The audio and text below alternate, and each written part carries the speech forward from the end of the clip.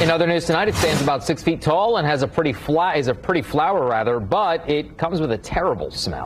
Yes, it does. Indiana University's corpse flower is blooming down in Bloomington. News 8's Adam Pinsker joining us now live in studio. Okay, so Adam, why is this such a rare event? I'll tell you what, Alexis, I missed out on the smell today. I'm glad I did. I'll tell you why. It's rare because it only blooms every 4 years, once every 4 years. And wasn't due to sprout until next year, but warmer temperatures caused this rare plant to pop out of the soil earlier than normal. IU is one of only a handful of universities to have this plant.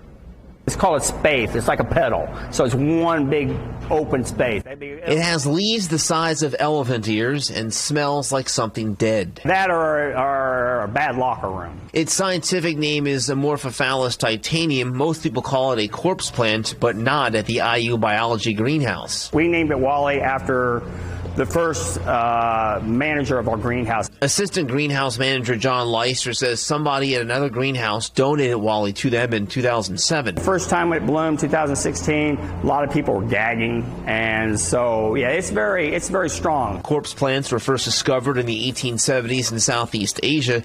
They've become almost extinct over the years due to destruction of rainforests. It's not a day bloomer, so the reason it blooms at night, it gets the beetles and other bugs that like death because it smells like a dead corpse. So they come and you get into the flowers, which is on down into this area here. When we visited Wally early Tuesday afternoon, his leaves were closed. But we were sent this picture a few hours later, and Wally was starting to bloom.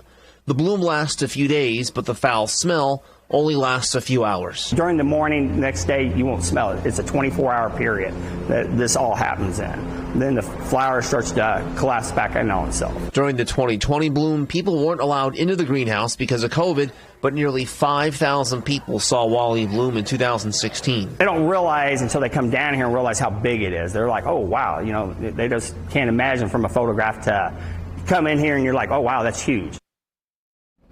The IU Biology Greenhouse is open Wednesday morning beginning at 7:30, so if you want to, you can go ahead and visit Wally.